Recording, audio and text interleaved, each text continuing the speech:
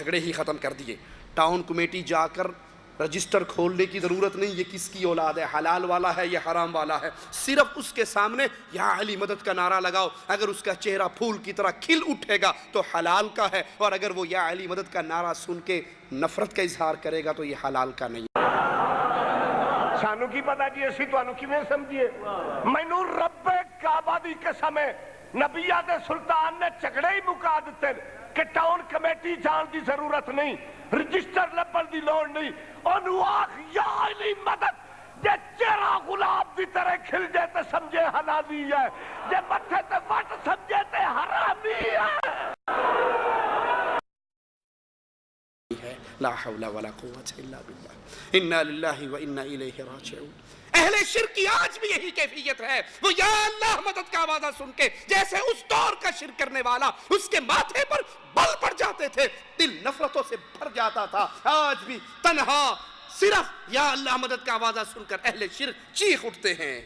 ایک کہتا ہے جو چاہے مرضی کر لو, تمہیں یا علی مدد کے نعرے کی اہمیت کا پتہ مرنے کے بعد لگے گا, جب نمازیں فرشتے تمہارے منہ پہ مار دیں گے, روزے تمہارے منہ پہ مار دیں گے, اور فرشتہ دوسرے سے کہے گا اس کے ضمیر کے اوراق پلٹ کر دیکھو زندگی میں کتنی بار اس نے خلوص دل سے یا علی مدد کا نعرہ لگایا.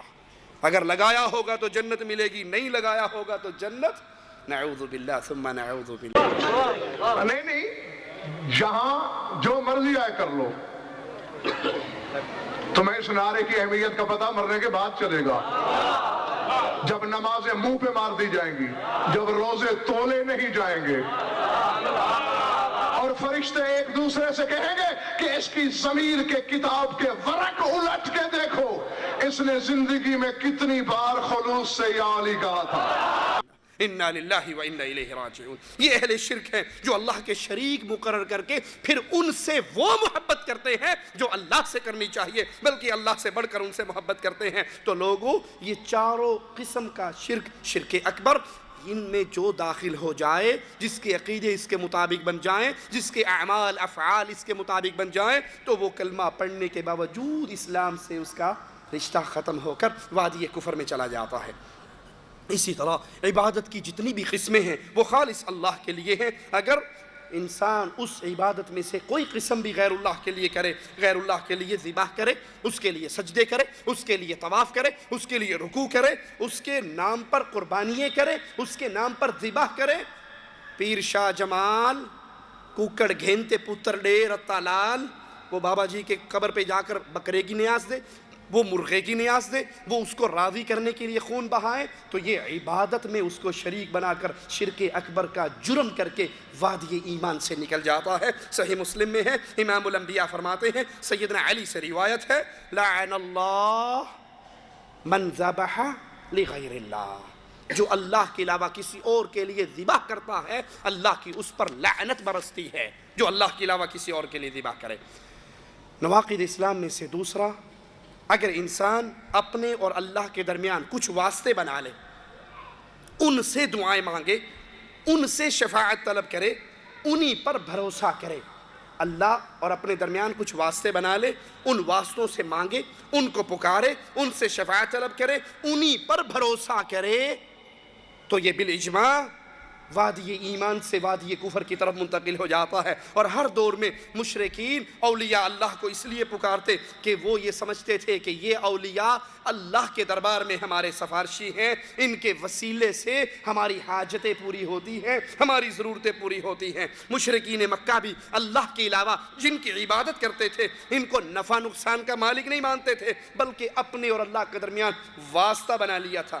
آج بھی یہ واسطے ہیں نہیں, ساڑی سندا نہیں اینا دی موڑدا نہیں, ساڑی سندا نہیں اینا دی موڑدا نہیں, ساڑی اینا دے اگے اینا دی او دے اگے. یہ اللہ پر اتنی بڑی تہمت ہے کہ ہماری سنتا نہیں, ان کی موڑتا نہیں, وہ تو سب کی سنتا ہے. سلیمان علیہ السلام نبی ہیں, پانی کی دعا کرنے کے لیے جا رہے, جہاں کھڑے ہو کر مانگنا تھا مالک نے وہاں ایک منظر کیڑی کا دکھایا, چیونٹی کا دکھایا, جو الٹی لیٹی ہوئی ہے, ٹانگیں آسمان کی طرف اٹھائی ہوئی ہے اور کہہ رہی ہے یا رب یا رب. واسطہ ہے سلیمان دا یا رب نہیں, واسطہ ہے سلیمان کے صحابہ کا یا رب نہیں, واسطہ پنجتن پاک کا یا رب نہیں، یا رب انی خلق من خلقک، اللہ میں بھی تو تیری مخلوق ہوں، مانتی ہوں کہ سلیمان پیاسا ہے لیکن میں بھی تو پیاسی ہوں، مانتی ہوں کہ سلیمان تیرا بندہ ہے میں بھی تو تیری ہوں، مجھے بھی تو پیاس لگی ہے، اللہ مجھے پانی پلا۔ سلیمان علیہ السلام کہتے ہیں ارجعوا، چلو گھر چلتے ہیں، واپس چلتے ہیں۔ ساتھی کہتے ہیں مانگنے کے لیے آئے تھے، پانی کے سوال کے لیے آئے تھے، پیاسے تھے، زمین پیاسی، انسان پیاسے، جانور پیاسے، مانگ تو لو۔ کہا نبی کے مانگنے سے پہلے ایک چیونٹی نے مانگ لیا ہے، عرش والے نے نبی سے پہلے اس کی سن لی ہے۔ میرے رب پر یہ الزام لگانے والوں، ہماری سنتا نہیں ہے، ان کی موڑتا نہیں ہے، یہی جرم کفار مکہ کا تھا۔ آؤ قرآن حکیم سے سنتے ہیں سورۃ یونس آیت نمبر 18، مالک فرماتا ہے وَيَعْبُدُونَ مِن دُونِ اللَّهِ، یہ اللہ کے علاوہ ان کی عبادت کرتے ہیں، مَا لَا يَضُرُّهُمْ وَلَا يَنْفَعُهُمْ، جو ان کو نقصان نہیں پہنچا سکتے، جو ان کو فائدہ نہیں پہنچا سکتے۔ وَيَقُولُونَ، اور یہ کہتے کیا ہے، ان کا عقیدہ کیا ہے، ان کا دعویٰ کیا ہے، یہ کیوں ان کے سامنے سجدہ ریز ہیں، کیوں ان کا طواف کر رہے ہیں، کیوں ان کے سامنے رکوع کر رہے ہیں، کیوں ان کے لیے نظر دے رہے ہیں، کیوں ان کے لیے نیاز دے رہے ہیں، کیوں ان کے لیے خون بہا رہے ہیں۔ وَيَقُولُونَ، ان کا آوازہ کیا ہے، ہَؤُلَاءِ شُفَعَاؤُنَا عِندَ اللَّهِ، یہ پیر بابے بزرگ ہمارے اللہ کے ہاں سفارشی ہے، یہ اللہ سے ہماری باتیں منواتے ہیں، ہم ان کے سامنے رکھتے ہیں، یہ اللہ کے سامنے رکھتے ہیں۔ الا للہ الدین الخالص، اور لوگوں دین اسلام خالص اللہ کے لیے عبادت کرنے کا نام ہے۔ والذین اتخذوا من دونہ اولیاء، والذین اتخذوا من دونہ اولیاء، جن لوگوں نے اللہ کے علاوہ اپنے اپنے ولیوں کو، پیروں فقیروں کو پکڑ لیا اور کہا کیا، ما نعبدهم الا لیقربونا الی اللہ زلفا، ہم ان کے پاس کیوں گئے، ہم ان کے دربار پہ کیوں آئے، ہم نے ان کی عبادت کیوں کی، ہم نے ان کے میلے کیوں لگائے، ہم نے ان کے سامنے ماتھے کیوں ٹیکے، ہم نے ان کو کیوں پکارا، کیوں، ما نعبدهم الا لیقربونا الی اللہ زلفا، یہ ہمیں اللہ کے قریب کر دیں گے، یہ ہمیں اللہ کے قریب کر دیں گے۔ ہماری سنتا نہیں ہے، ان کی موڑتا نہیں ہے، ان کا بڑا مقام ہے، یہ اللہ کے بڑے لاڈلے ہیں، یہ رتے ہوئے ہیں، ان کو اللہ نے عطا کیا ہوا ہے، یہ جو چاہتے ہیں کر گزرتے ہیں، یہ ہمیں اللہ کے قریب کر دیں گے۔ یہ عقیدے کفار مکہ کے عقیدے تھے، یہ جرم کفار مکہ کا جرم تھا۔ افسوس جو شخص اللہ کو خالق، رازق، مالک ماننے کے باوجود غیر اللہ کو سفارشی سمجھ کر پکارے، ان پر بھروسہ کرے، وہ دائرہ ایمان سے نکل جاتا ہے۔ لیکن آج کلمہ پڑھنے والوں کی اکثریت اسی بیماری کا شکار ہو چکی ہے، کلمہ پڑھنے والوں کی اکثریت اسی بیماری کا۔ اور جو ایک بات کہہ کے میں اپنے موضوع کی طرف دوبارہ آتا ہوں، ساڑی سندا نہیں، اینا دی موڑدا نہیں، یہ اللہ پر بہت بڑی تہمت ہے۔ مالک تو سب کی سنتا ہے۔ وقال ربکم، تمہارے رب نے کہا ہے ادعونی، مجھے پکارو، میں تمہاری پکار کو سننے والا ہوں۔ یا ایھا الانسان ما غرک بربک الکریم، اے انسان، کریم اللہ سے کس چیز نے تیرے چہرے کو موڑ دیا، کیوں تو نا امید ہو گیا، کیوں تو مایوس ہو گیا، کیوں تو اللہ سے دھوکے میں پڑ گیا، اللہ کو تو نے پکارنا چھوڑ دیا اور اس بد عقیدگی کا شکار ہو گیا۔ امام الانبیاء فرماتے ہیں علیہ الصلاۃ والسلام، جب رات ہوتی ہے مالک اور کہتا ہے میرے بندے، مالک اپنا ہاتھ پھیلاتا ہے، کہتا ہے بندے، رات کے اندھیرے میں گناہ کرنے والے دن کے اجالے میں معافی مانگ لے، سارے معاف کر دوں گا۔ دن ہوتا ہے مالک، رات ہوتی ہے مالک آواز لگاتا ہے، ہاتھ پھیلاتا ہے، اے روشنیوں میں گناہ کرنے والے اندھیروں میں معافی مانگ لے، اندھیروں میں کرنے والے روشنیوں میں معافی مانگ لے۔ امام الانبیاء فرماتے ہیں رات کے آخری پہر اللہ تعالی آسمان دنیا پہ نزول کرتا ہے جیسے اس کی شان کے لائق ہے، اس کیفیت کو ہم نہیں جانتے، جیسے اس کی شان کے لائق ہے، اور پھر آواز لگاتا ہے کوئی مانگنے والا، ہے کوئی سوال کرنے والا، ہے کوئی بیمار، ہے کوئی شفا کا طالب، ہے کوئی جس کا رزق کم ہو، وہ رزق میں فراخی چاہتا ہو، مانگ لے۔ ہم سارے اس وقت سوئے ہوئے ہوتے ہیں، صبح اٹھ کر کیا کہتے ہیں، ساڑی سندا کوئی نہیں، انہاں دی موڑدا کوئی نہیں۔ تو آسمان دنیا پہ نزول کرتا ہے جیسی اس کے شان کے لائق ہے، لیس کمثلہ شیء، اور تم پھر اللہ پر تہمت لگاتے ہو۔ ہماری سلطان کہتا جی آپ نے کہا ماننا، تھانے دار کو ملنا ہو تو سپاہی پکڑنا پڑتا ہے، کوٹھے پہ چڑھنا ہو تو سیڑھی لگانی پڑتی ہے، بادشاہ کو ملنا ہو تو امیر پکڑنا پڑتا ہے۔ ہائے افسوس، تو نے میرے رب کو مخلوق کے ساتھ تشبیہ دے کر کتنا بڑا جرم کیا ہے۔ مانتا ہوں بادشاہ کو امیر کے بغیر ملاقات نہیں کر سکتے، تھانے دار کے لیے سپاہی پکڑنا پڑتا ہے۔ کیوں؟ وجہ کیا ہے؟ اس لیے کہ تھانے دار کا دروازہ بند ہے، بادشاہ کا دروازہ بند ہے، امیر کا دروازہ بند ہے، وزیر کا دروازہ بند ہے۔ ارے رب کی رحمت کے دروازے تو ہمیشہ کے لیے کھلے ہیں، جب تک تیری روح تیرے حلق میں نہیں اٹک جاتی اس وقت تک توبہ کا دروازہ کھلا ہے۔ مانتا ہوں بادشاہ کے پاس جانے کے لیے وسیلے کی ضرورت ہے، کوٹھے پہ چڑھنے کے لیے سیڑھی کی ضرورت ہے۔ کیوں؟ اس لیے کہ بادشاہ کے دل میں تیرے لیے کوئی محبت نہیں ہے، لیکن اللہ امام الانبیاء ایک عورت کو دیکھتے ہیں جس کا بچہ گم چکا ہے، وہ تلاش کرتی پھرتی ہے، جب مل جاتا ہے چھاتی سے لگاتی ہے، دودھ پلاتی ہے۔ آقا اپنے صحابہ سے کہتے ہیں اس کو دیکھو کہ اپنے اس معصوم کو آگ میں پھینک دے گی۔ کہا صحابہ اللہ کے نبی یہ تو اپنے بچے کو کبھی آگ میں نہیں پھینکے گی۔ کہا جو اس کے دل میں محبت ہے وہ اس محبت کا ایک حصہ ہے، 99 حصے تو اللہ کے پاس ہیں۔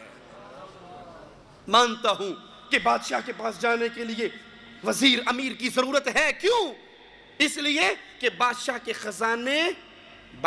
خزانے اگر کچھ آپ کو دے گا تو کم ہو جائیں گے۔ وَلِلَّهِ خَزَائِنُ السَّمَاوَاتِ وَالْأَرْضِ، زمین و آسمان کے سارے خزانے اللہ کے پاس ہیں۔ وہ مالک فرماتا ہے میرے بندو لو اولکم وآخرکم، اول آخر جن انس ایک میدان میں اکٹھے ہو کے مانگنا شروع کر دیں، میں ہر بندے کو ڈیمانڈ کے مطابق دے بھی دوں، میرے خزانے میں اتنی کمی نہیں آئے گی جتنی سوئی کو سمندر میں ڈال کے نکال لو۔ وزیر کو تو جا کر بتانا پڑے گا الیکشن میں ہماری مدد کرتا ہے، ہماری پارٹی کا ہے، ہماری جماعت کا ہے، اس کے خزانے کم ہونے کی۔ اچھا ساری باتوں کو چھوڑو، اللہ کے لیے اعلیٰ مثال ایک چھوٹی سی مثال دیتا ہوں۔ آپ کی ملاقات آپ کے ملک کے بادشاہ سے ہو جائے، سمجھانے کے لیے مثال دے رہا ہوں، اور وہ آپ سے مل کر کہے جناب کوئی درخواست ہے تو لاؤ ہمیں دو، ہم ابھی سائن کر دیں، آپ کو نوکری چاہیے، مال چاہیے، جو چاہیے بتاؤ، لاؤ درخواست دو، ہم ریکمینڈ کرتے ہیں۔ آپ کو جی نہیں، میں اس طرح تو آپ کو درخواست دینا بڑی گستاخی ہو جائے گی، آپ دہلی جائیے، ہم بمبئی سے اپنا MNA پکڑ کے پھر دلی میں آئیں گے اور وہاں آپ کے صدارت کے ہاؤس میں آ کر آپ سے درخواست سائن کروائیں گے۔ وہ کہے گا بیوقوف یہی بیٹھا ہوں، دے درخواست، ابھی سائن کرتا ہوں۔ کہ نہیں جی ہم تو کسی واسطے سے آئیں گے۔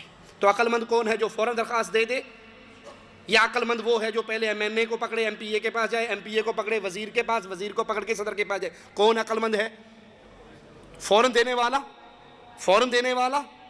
امام الانبیاء فرماتے ہیں مالک اپنے آسمان دنیا پہ نزول فرماتا ہے جیسے اس کی شان کو لائق اور پوچھتا ہے کوئی مانگنے والا؟ درخواست فوراً دینی چاہیے یا صبح اٹھ کے واسطے ڈھونڈنے چاہیے؟ انا للہ و انا الیہ راجعون۔ یہی بدعقیدگی کلمہ پڑھنے والوں میں ہے۔ ایک قوال کی قوالی سنیے، نصرت فتح علی خان علیہ من اللہ ما یستحق۔ وہ ظالم کہتا ہے مکے گیا گل مکدی نہیں، پاویں 100 جمعے پڑھ آئیے۔ مکے جا کر میں 100 جمعے پڑھ لوں تو بات نہیں ختم ہوتی۔ گنگا گیا گل مکدی نہیں، پاویں 100 غوطے کھائیے۔ انا للہ و انا الیہ راجعون۔ اس کے لیے مکے کا بیت اللہ کا طواف کرنے والا، گنگا میں غوطے مارنے والا، دونوں برابر ہے۔ یہ کون سی پارٹی کا ہے بھائی؟ یہ ہمارے اندر ان کے روپ کا آیا ہوا ہے۔ مکے گیا گل مکدی نہیں، پاویں 100 جمعے پڑھ آئیے۔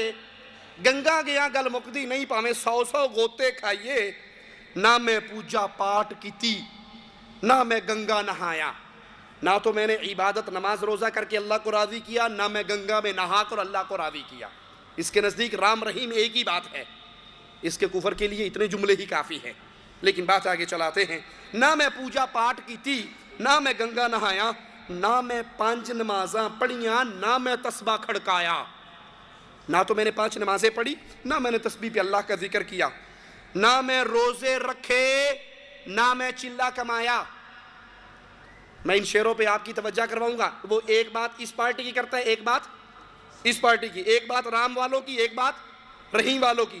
مکہ رحیم والوں کا، گنگا رام والوں کی، پوجا پاٹ عبادت، گنگا میں اشنان ایک ادھر کی ایک ادھر کی، 5 نمازاں ادھر اور تسبیح ادھر ہیں۔ پھر کہتا ہے نہ میں روزے رکھے، نہ میں چلہ کمایا۔ روزے ادھر کے، چلے بلے شاہ نو مرشد ملیا، انہیں ایویں ہی جا بخشایا۔ ਬੁੱਲੇ ਸ਼ਾਹ ਨੂੰ ਮੁਰਸ਼ਦ ਮਿਲਿਆ, ਉਹਨੇ ਐਵੇਂ ਹੀ ਜਾ ਬਖਸ਼ਾਇਆ, ਨਾ ਨਮਾਜ਼ਾਂ, ਨਾ روزے, ਨਾ ایمان, نہ عقیدہ, نہ عبادت, نہ طواف, نہ کعبہ، کچھ بھی نہیں تھا. مرشد ایسا مل گیا بابا بلے شاہ کو، اتنا بڑا مرشد ملا، اتنا بڑا پیر ملا کہ بلے شاہ نو مرشد ملیا، انہیں ایویں ہی جا بخشایا.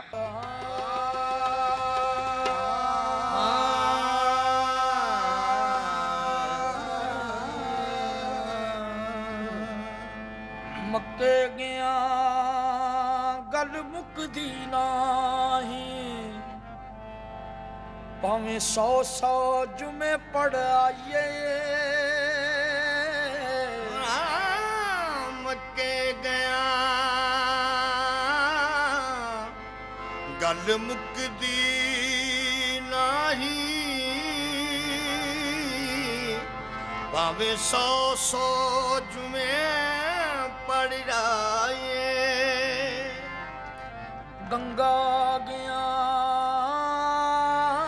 گل مکدی نہیں، پاویں 100 گوتے کھائیے. گیا گیا گل مکدی نہیں، پاویں 100 پنڈ پڑھ آئیے. بلے شاہ گل تائیوں مکدی جدو مینوں دلوں گوائیے. بلے شاہ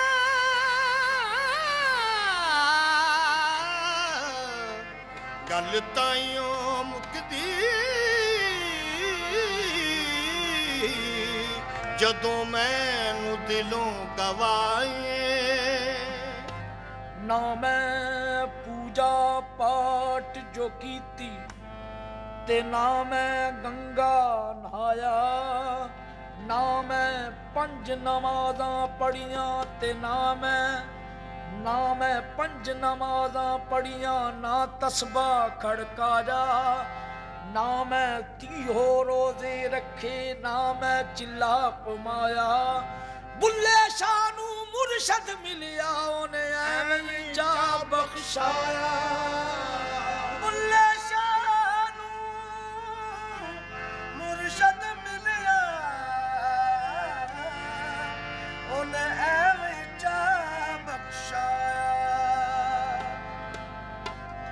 انا للہ و انا الیہ راجعون. قیامت کے دن انبیاء اولیاء سفارش تو کریں گے، مگر اللہ کے اولیاء کی شفاعت سفارش کن کے لیے ہوگی؟ اہل توحید کے لیے. مشرک کے لیے سفارش نہیں ہوگی، کیونکہ شفاعت کی تمام قسموں کا مالک صرف اللہ ہے. قرآن حکیم کی آیت پہ غور کیجئے، قل للہ الشفاعت جمیعا. نبی کہو اللہ کے لیے ہے تمام طرح کی سفارش، تمام طرح کی شفاعت کا مالک اللہ ہی ہے. قل للہ الشفاعت جمیعا، ہر طرح کی سفارش کا مالک اللہ ہے. سفارش کون کرے گا؟ کس کے لیے کرے گا؟ کرے گا بھی وہ جس پہ اللہ راضی ہو، کرے گا بھی اس کے لیے جس پہ اللہ راضی ہوگا. مثال دے کے سمجھا دیتا ہوں اللہ کے لیے اعلیٰ مثال.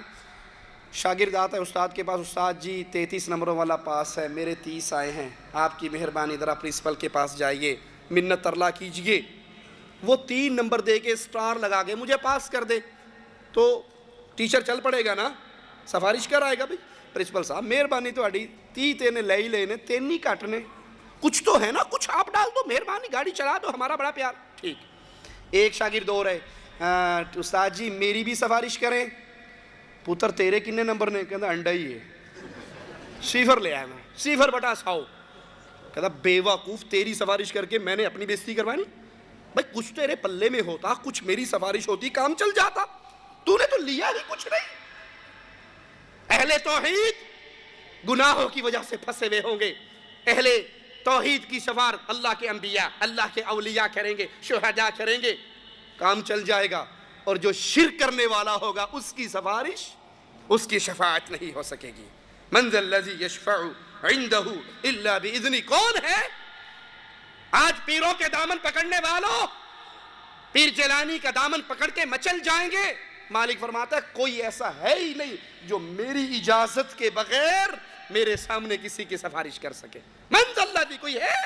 کسی کا وجود ہے جو اللہ کے دربار میں سفارش کرے، شفاعت کرے؟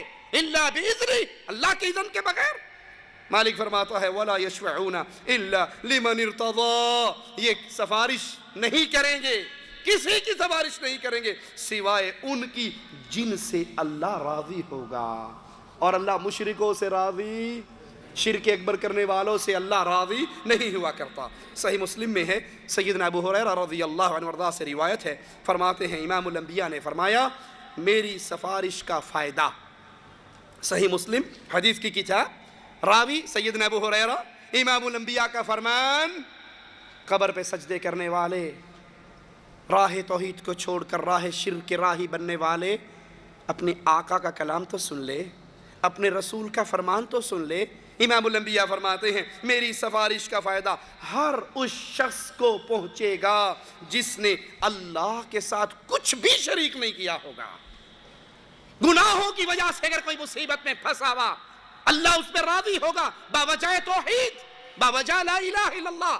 فرمایا ہر اس مومن کو میری سفارش کا فائدہ ملے گا جس نے اللہ کے ساتھ کسی کو شریک نہیں بنایا ہوگا۔ اہل کفر و شرک کے لیے قیامت کے دن کوئی سفارش نہیں ہوگی، نہ ہی کوئی شخصیت اپنے دباؤ پر، اپنے پریشر پر، اپنی قوت پر اللہ کے سامنے دم مار سکے گا کہ اپنے سفارشیوں کو، اپنے مریدوں کو چھڑا کر لے جائے۔ جیسے جاہلوں کا عقیدہ ہے کہ ہمارے بزرگ اللہ کے پاس اڑ کر بیٹھ جائیں گے اور بخشوا کے اٹھیں گے، ایسی کسی شفاعت کا وجود قیامت کے دن نہیں ہوگا۔ شاعر کہتا ہے او سونا میرا مولا، او اللہ دے قریب ہے علی، سیدنا علی کی شان میں، او سونا میرا مولا، او اللہ دے قریب ہے علی، او دوزخ دے بوئے اتوں ہاتھ نپ کے جنت پہنچانا جاندا ہے۔ سیدنا علی وہ شان ہے کہ یہ جہنم کے دروازے پہ کھڑے ہوں گے، فرشتے جہنمیوں کو لے کر آ رہے ہوں گے، یہ جہاں دیکھیں گے نا یہ تو میرا ملنگ ہے، چھین کے جنت میں بھیج دیں گے۔ لا حول ولا قوت الا باللہ۔ علی دی عزت اچ بولن والے، علی دا احترام کرن والے اللہ تاکوں عزتاں دے وے، اللہ تاکوں عزتاں تے بلندیاں دے وے۔ میں شعر پیا پڑھدا، انہاں ساریاں تو وزنی شعر ہے، ویکھنا میرے پاسے او سونا میرا مولا، او اللہ دے قریب ہے علی،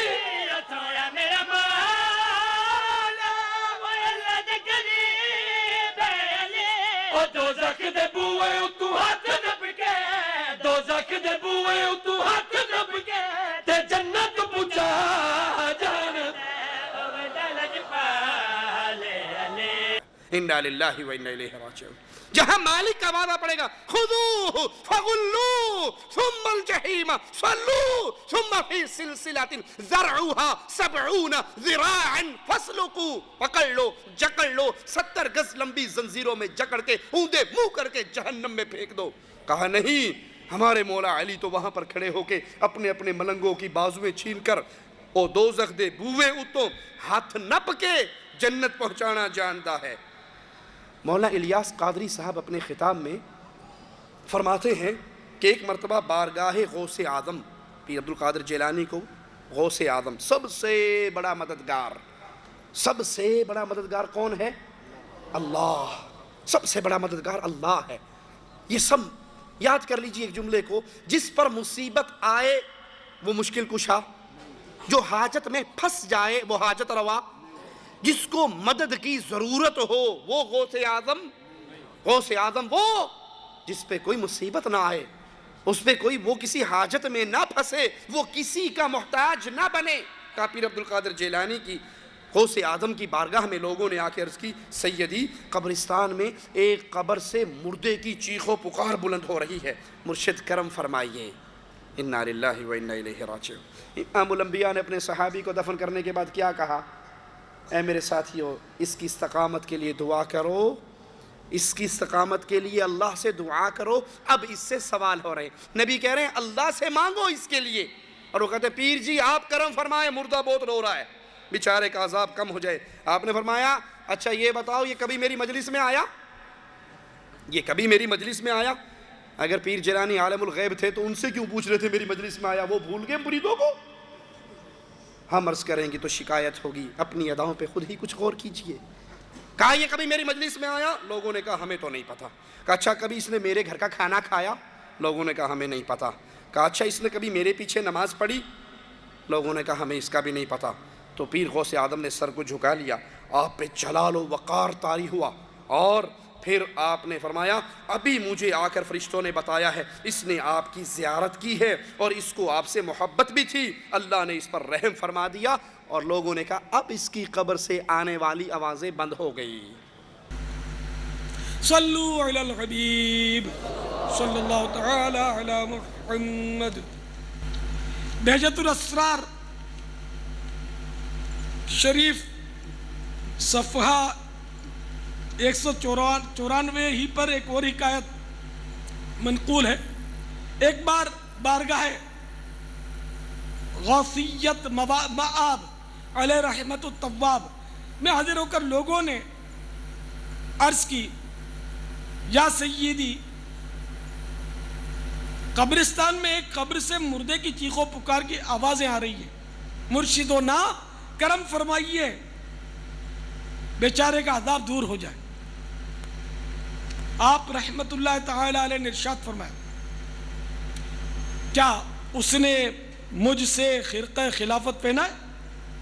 لوگوں نے عرض کی ہمیں معلوم نہیں۔ فرمایا کیا کبھی وہ میری مجلس میں حاضر ہوا؟ لوگوں نے لا علمی کا اظہار کیا۔ فرمایا کیا اس نے کبھی میرا کھانا کھایا؟ لوگوں نے پھر لا علمی کا اظہار کیا۔ آپ رحمت اللہ تعالی علیہ نے پوچھا کیا اس نے کبھی میرے پیچھے نماز پڑھی؟ لوگوں نے وہی جواب دیا۔ تو سرکار غوث پاک رحمت اللہ تعالی علیہ نے سر مبارک ذرا سا جھکا لیا تو آپ رحمت اللہ تعالی علیہ پر جلال و وقار کے آثار ظاہر ہوئے، اور کچھ دیر کے بعد فرمایا مجھے ابھی بھی فرشتوں نے بتایا اس نے آپ کی زیارت کی ہے اور آپ سے اسے عقیدت بھی تھی، لہذا اللہ رب العزت نے اس پر رحم فرمایا۔ الحمدللہ عز و جل اس کی قبر سے آوازیں آنی بند ہو گئیں۔ تو میرے پیارے پیارے اور میٹھے اسلامی بھائیوں، معلوم ہوا کہ اولیاء اللہ کی زیارت میں بھی بڑی عظمت ہے، بڑی برکت ہے کہ غوث پاک کی زیارت کرنے والے کی قبر سے عذاب اٹھ گیا تو اولیاء اللہ جو کہ علماء ہوتے ہیں، عالم ہی ولی ہوتا ہے، غیر عالم یعنی جاہل ولی نہیں ہو سکتا۔ تو حدیثوں میں یہ موجود ہے کہ عالم کی زیارت عبادت ہے، تو جب عالم کی زیارت عبادت ہے تو ولی کی زیارت نہ جانے کتنی بڑی عبادت ہوگی۔ اور پھر ولیوں کے سردار غوث الاعظم علیہ رحمت اللہ الاکرم کی زیارت نہ جانے کتنی عظیم عبادت ہوگی، اس کی برکت سے قبر سے عذاب اٹھ گیا۔ اس شفاعت کا وجود نہ اللہ کی کتاب میں ہے نہ رسول اللہ صلی اللہ علیہ وسلم کی حدیث میں ہے۔ مالک فرماتا ہے وَأَنذِرْ بِهِ الَّذِينَ يَخَافُونَ أَن يُحْشَرُوا إِلَىٰ رَبِّهِمْ لَيْسَ لَهُمْ مِن دُونِهِ وَلِيٌّ وَلَا شَفِيعٌ۔ ایسے لوگوں کو ڈرائیے جو اس بات سے ڈرتے ہیں کہ اپنے رب کے پاس ایسی حالت میں پیش کیے جائیں گے کہ ان کے سوا نہ کوئی ان کا مددگار ہوگا نہ کوئی سفارشی ہوگا، ان کے لیے کوئی سفارشی نہیں ہوگا۔ اب تو کہتے ہیں پیر جی کا ہاتھ میری کمر پہ ہے، اس نے کہا بس سالانہ نذرانہ ہمارے دربار میں پہنچتا رہے، تیرا نام سلسلہ قادریہ کے مریدوں میں لکھا گیا، اللہ جانے پیر جانے۔ ان کو جی ہماری کیا ٹینشن ہے، اللہ کے نبی سے خود ہی، اللہ سے خود ہی ہمارے بابا جی چھڑوا لیں گے، معافی دلوا لیں گے۔ مالک فرماتا ہے یہ اس حال میں پیش ہوں گے لیس لہم من دونہ ولی ولا شفیع، نہ ان کا کوئی مددگار ہوگا نہ ان کا کوئی سفارشی ہوگا۔ نواقض اسلام میں سے تیسری بات، جس نے مشرکوں کو کافر نہیں سمجھا یا ان کے کافر ہونے میں شک کیا یا ان کے مذہب کو صحیح جانا، وہ شخص بھی دائرہ اسلام سے نکل جاتا ہے۔ جو کفار کو کافر نہ سمجھے یا ان کے مذہب کو ٹھیک مانے۔ فتح علی خان کی قوالی سنائی نا، مکے گیا گل بندی نہیں، گنگا نہایا گل بندی نہیں۔ وہ کہتا ہے مکے والے بھی ٹھیک ہے، گنگا والے بھی ٹھیک ہے، دونوں ٹھیک ہے۔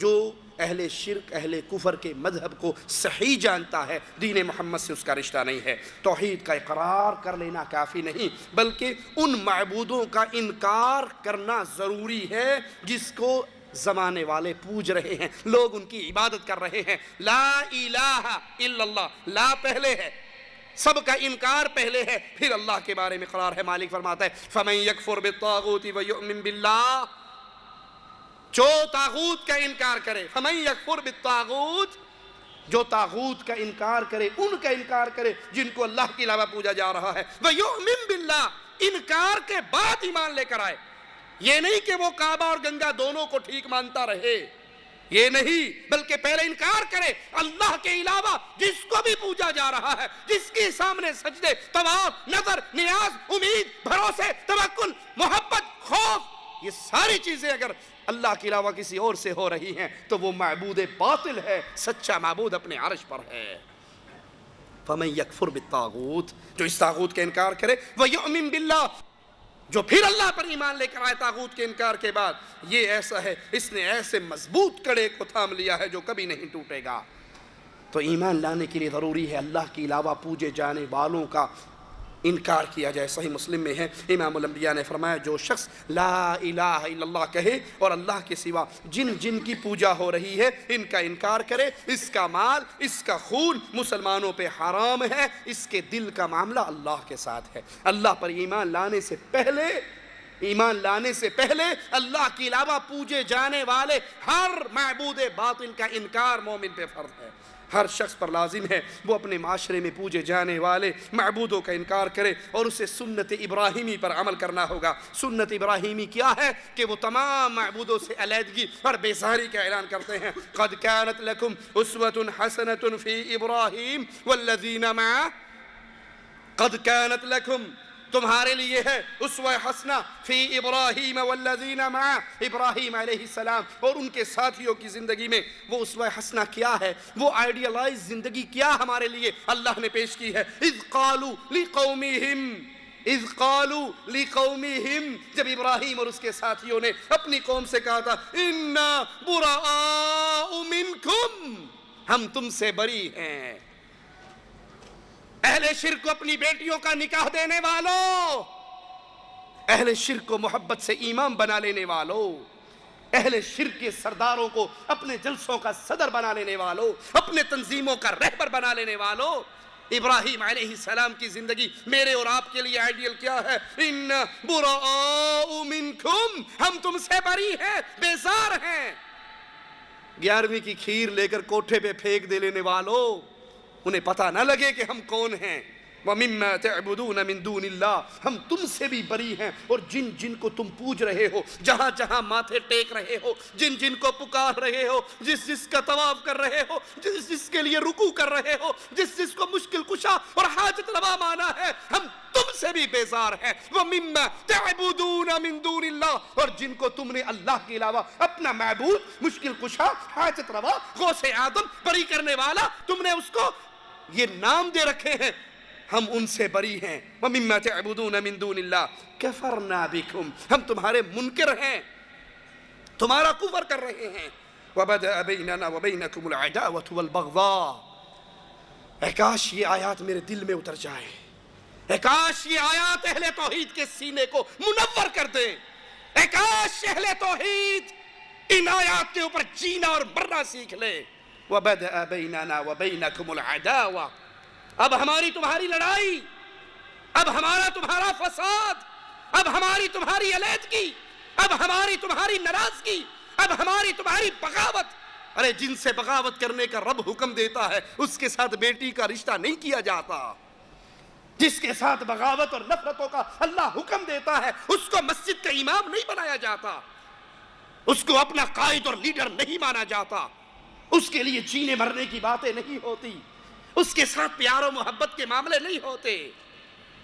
ہماری تمہاری جنگ ہے، ناراضگیاں ہیں، عداوتیں ہیں، غصہ ہے، ابداً ہمیشہ کے لیے ایک راستہ ہے، یہ عداوتیں محبتوں میں بدل جائیں، یہ پیار و محبت کی فضائیں قائم ہو جائے۔ کب؟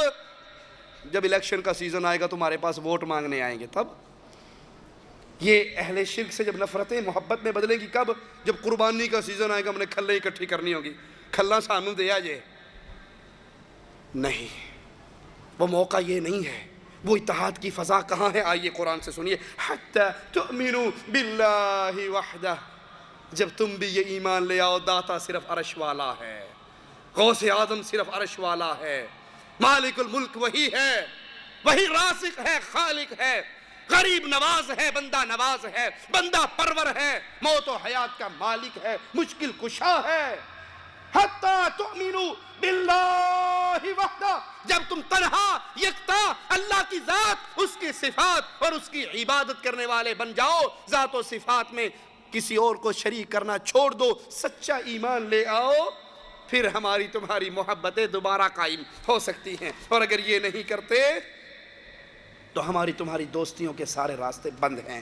دین اسلام اللہ کا نازل کردہ آخری دین ہے، سابقہ تمام شریعتیں منسوخ ہو چکی ہیں، اب اسلام کو قبول کرنا ہی آخری راستہ ہے نجات کا۔ صحیح مسلم میں ہے، امام الانبیاء علیہ السلام نے فرمایا، اس ذات کی قسم جس کے ہاتھ میں میری جان ہے، اس ذات کی قسم، نبی فرما رہے ہیں، اور میرے نبی قسم اٹھائے بغیر بھی کہہ دیں تو نبی کی زبان مبارک سے جھوٹ، کفار نے بھی کہا تھا، ہم نے آپ کی زبان سے کبھی جھوٹ نہیں سنا، 40 سالہ زندگی کا ریکارڈ ہمارے سامنے ہے، یہ نبی بغیر قسم کے بھی کہیں تو سچ کہتے ہیں، اور نبی یہاں پہ قسم اٹھا کر کہہ رہے، اس ذات کی قسم جس کے ہاتھ میں محمد کی جان صلی اللہ علیہ وسلم، اس امت کا کوئی شخص، بھلے وہ یہودی ہو، وہ عیسائی ہو، وہ میرے بارے میں سنتا ہے، اس کو پتہ لگتا ہے کہ مدینے والی سرکار امام الانبیاء بن کے زمین پہ آ چکے ہیں،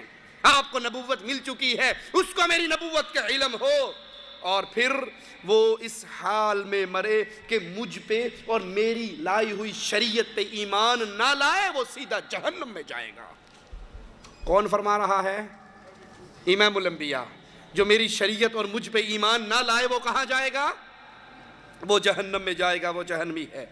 طاہر القادری صاحب فرماتے ہیں، عصریات ان کی ایک سی ڈی ہے، اگر آپ اس کی ویب سائٹ سے ڈاؤن لوڈ کریں یا ان کی کسی دکان سے خریدیں تو نام یاد کر لیں، عصریات، عین صاد را یا الف تا۔ اس سی ڈی میں فرماتے ہیں کہ جب بلیورز اور نان بلیورز کی بحث، مومن اور کافر کی بحث ہوتی ہے تو عیسائی، یہودی، یہ ان کا شمار بلیورز میں ہوتا ہے، اہل ایمان میں ہوتا ہے، ان کو کفار کہنا جائز نہیں ہے۔ پوری دنیا میں جب تقسیم کی جاتی ہے تو بلیورز اور نان بلیورز کی تقسیم کی جاتی ہے۔ نان بلیورز کو کفار کہتے ہیں علمی اصطلاح میں، اور بلیورز ان کو کہتے ہیں جو اللہ کی بھیجی ہوئی وحی پر، آسمانی کتابوں پر، پیغمبروں پر ایمان لاتے ہیں، مذہب ان کا کوئی بھی ہو۔ تو جب بلیورز اور نان بلیورز کی تقسیم ہوتی ہے تو یہودی عقیدے کے ماننے والے لوگ اور مسیحی برادری اور مسلمان، یہ تین مذاہب بلیورز میں شمار ہوتے ہیں، یہ کفار میں شمار نہیں ہوتے۔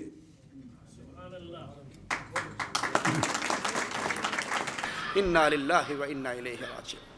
کہا یہودیوں کو، عیسائیوں کو کافر کہنا جائز نہیں، یہ بلیورز میں ہیں، یہ مومنین میں شامل ہوتے ہیں۔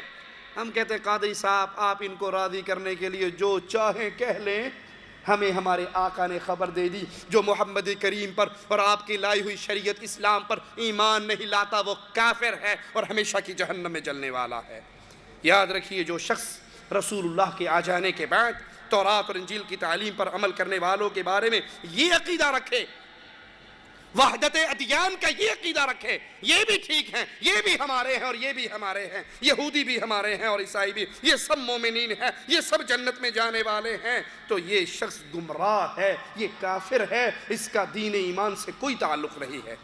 اسی طرح مسلمان کہلانے والے وہ لوگ جو کفر اکبر یا شرک اکبر میں ملوث ہیں، یا پھر اللہ کے رسول صلی اللہ علیہ وسلم کی نبوت کے بعد قادیان کے جھوٹے مرزے کو نبی مانتے ہیں، یا دین اسلام کی بنیادی باتوں کا انکار کرتے ہیں، یہ بھی کافر اور مشرک ہیں۔ اگر کوئی ان کے کفر اور شرک میں شک کرتا ہے، ان کے مذہب کو سچا مانتا ہے، تو ایسا بندہ بھی مسلمان نہیں رہتا، بلکہ شریعت ان لوگوں سے بغض، نفرت، عداوت اور دشمنی کی تعلیم دیتی ہے۔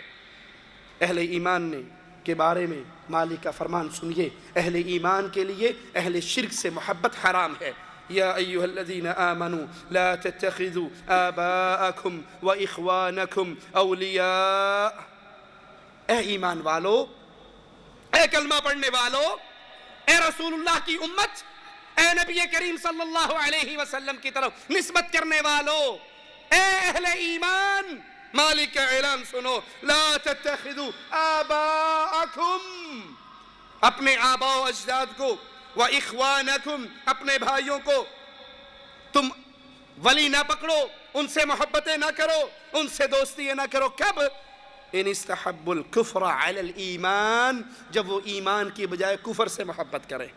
اگر یہ اللہ اور اس کے رسول پر ایمان نہیں لے کر آتے، وہ تمہارا باپ ہے، وہ بھائی ہے، وہ عزیز ہے، وہ رشتہ دار ہے، تم ان سے محبت نہ کرو اگر وہ ایمان کی بجائے کفر کو پسند کرتے ہیں۔ وَمَن يَتَوَلَّهُم مِّنكُمْ، اور جو قرآن کی آیت سننے کے بعد، قرآن کا حکم سننے کے باوجود باز نہیں آتا، ان سے محبت کرتا ہے، فَأُولَئِكَ هُمُ الظَّالِمُونَ، پھر یہی ظالم ہے۔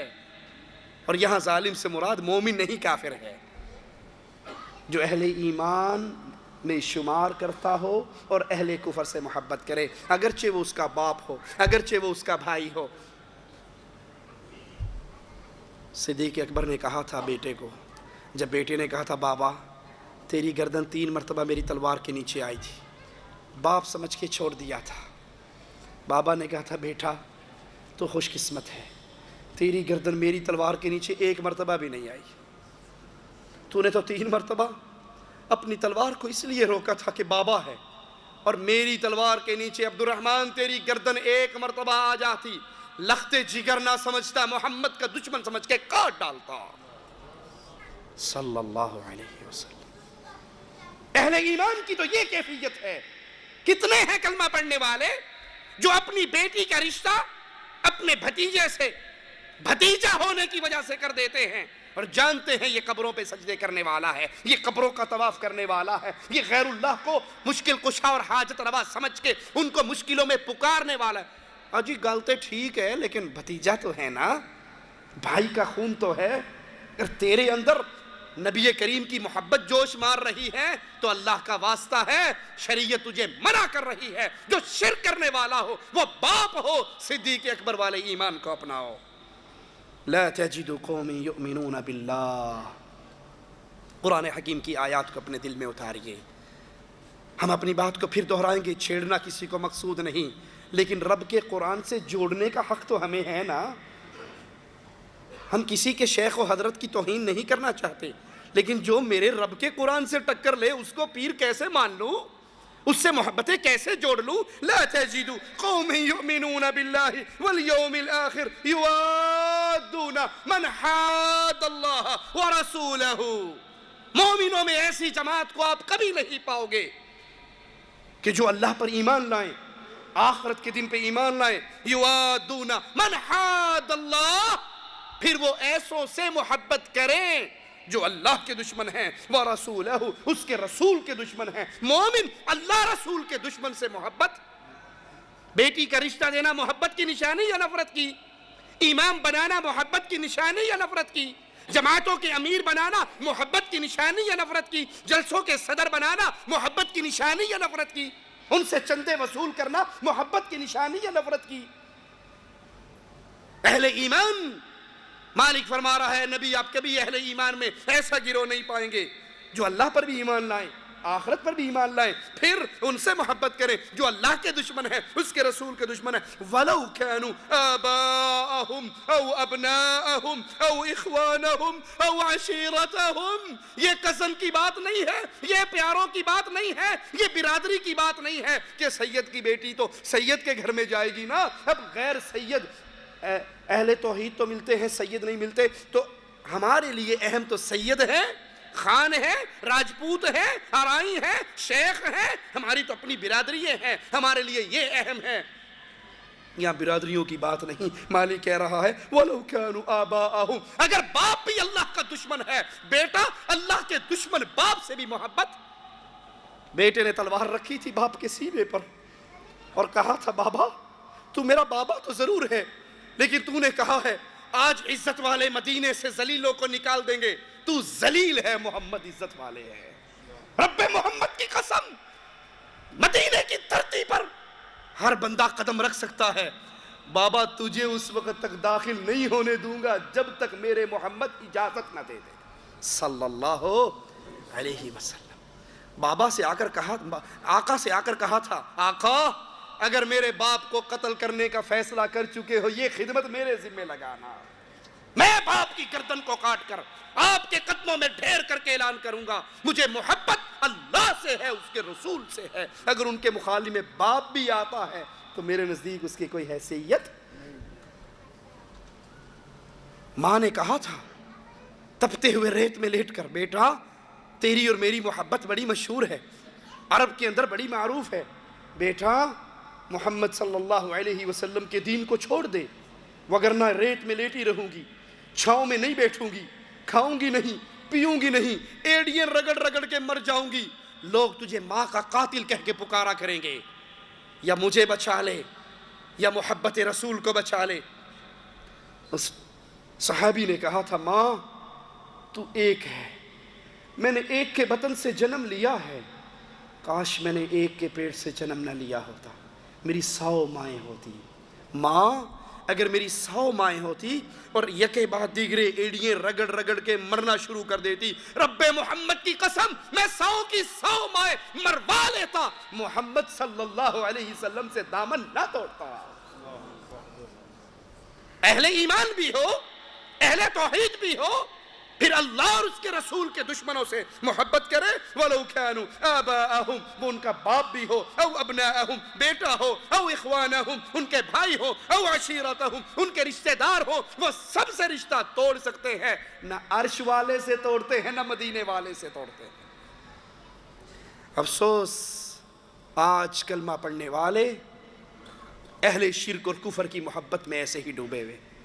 ڈاکٹر طاہر القادری صاحب کے بیٹے ہیں محی الدین، اس ربیع الاول کو انا للہ و انا الیہ راجعون عیسائیوں میں کہ چرچ میں جہاں ان ظالموں نے صلیب لٹکائی ہوئی ہے، یہ صلیب کے پجاری جن کا یہ عقیدہ ہے نعوذ باللہ ثم نعوذ باللہ کہ عیسیٰ اللہ کا بیٹا ہے، اور مالک قرآن آواز لگا رہا ہے تکاد السماوات یتفطرن من وتنشق الارض وتخر الجبال هدا ان دعوا للرحمن ولدا. آسمان پھٹ جائے، زمین ریزہ ریزہ ہو جائے، پہاڑ ٹکڑے ٹکڑے ہو جائے، ان دعوا للرحمن ولدا. ان ظالموں نے اللہ کا بیٹا بنا لیا. ان ظالموں کے چرچ میں جا کر میلاد النبی کا کیک کاٹنے والوں، یہ تو میرے رب کو گالیاں دینے والے ہیں، یہ تو میرے رب کو گالیاں دینے والے ہیں. آج کی اس تقریب کی قابل صد احترام میزبان ریورنڈ چمن سردار صاحب، سردار بھوشن سنگھ صاحب، سردار جسوندر سنگھ صاحب،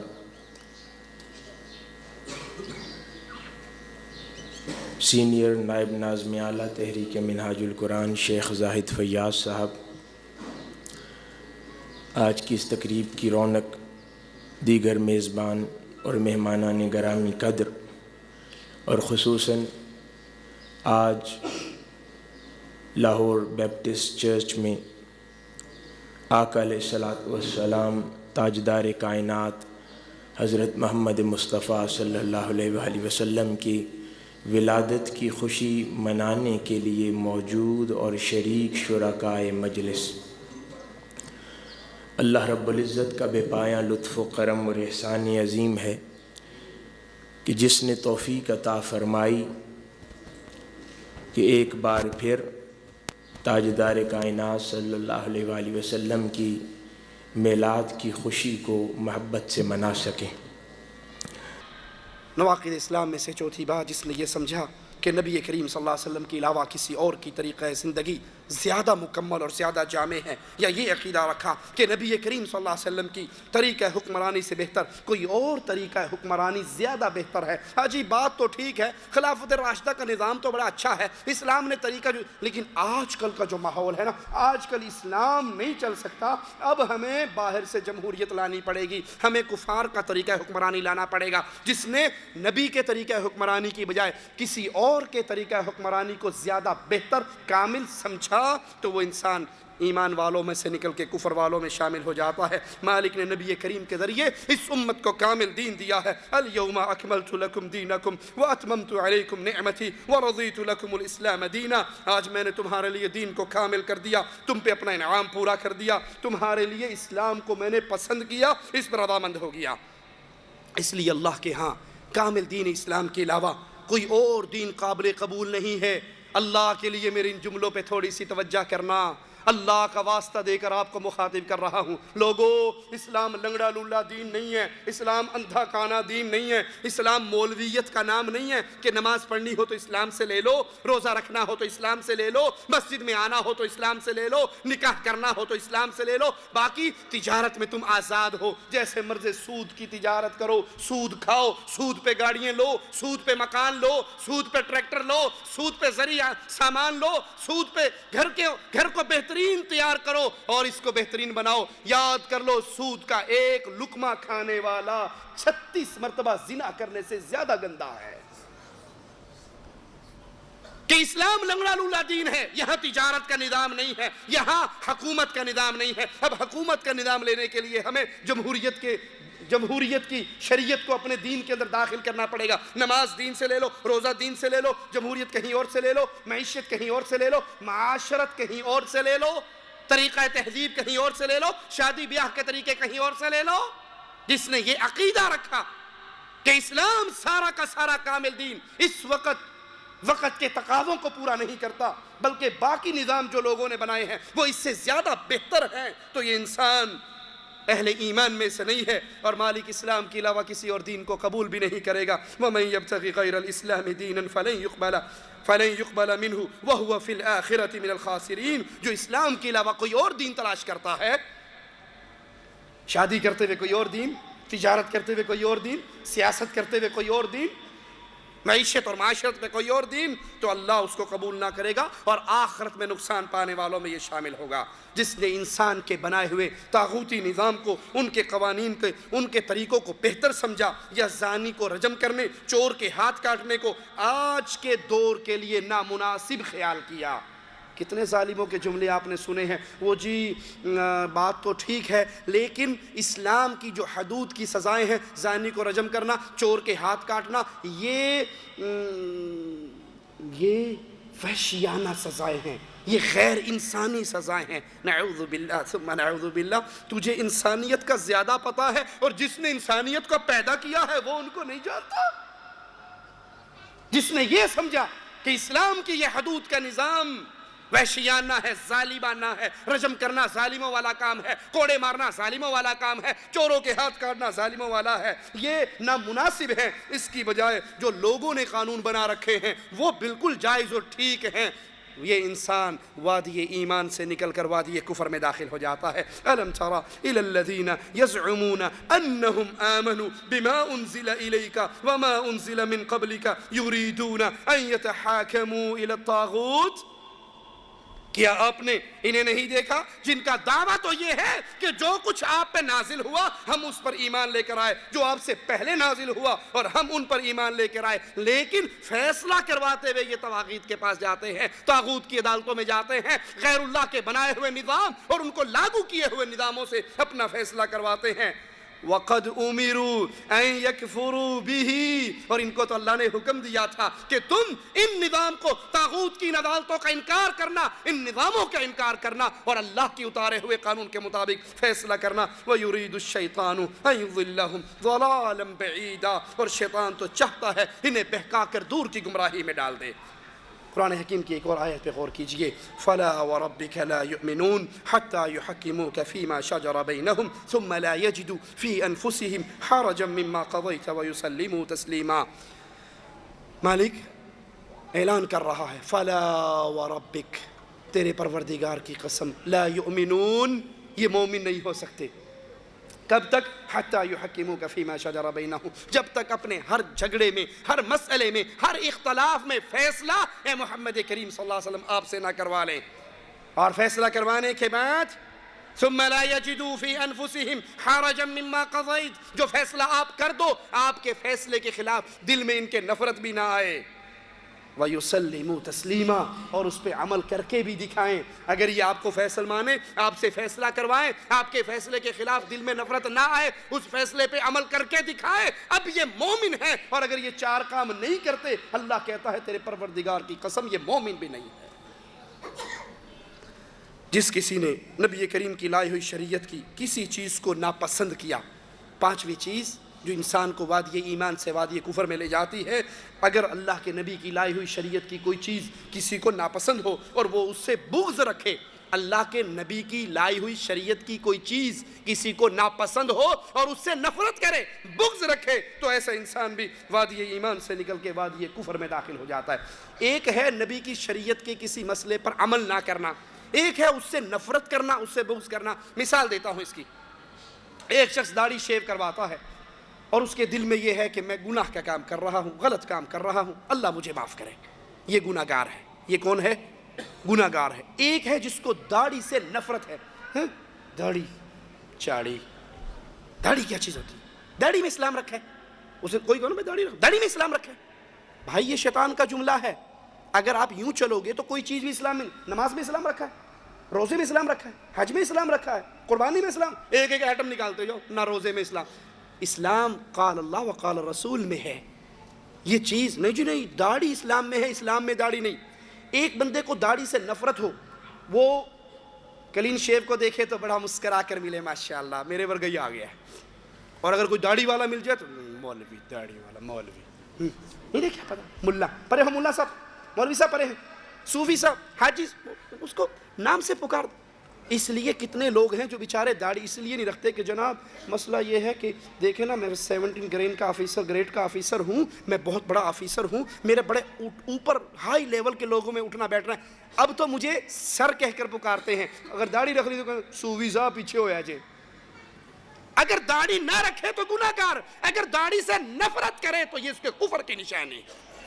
اسی طرح پردہ کرنا، ایک عورت پردہ نہیں کرتی وہ گناہ گار ہے، لیکن اگر اسے پردے سے نفرت ہو تو یہ اس کی نفرت کرنا رسول کی شریعت سے نفرت ہے جو اس کو کفر میں لے جاتی ہے۔ ایک اور مثال سے سمجھ لیں، 4 شادیاں کرنا اسلام میں اجازت ہے، ضروری نہیں ہے سارے اوکھے نہ ہو، وہ جڑے ہو رہے ہیں انہوں نے ہونڈے ہو، ہم الحمدللہ 2 کر چکے ہیں، تیسری کے چکر میں ہیں، پریشان نہیں ہونا۔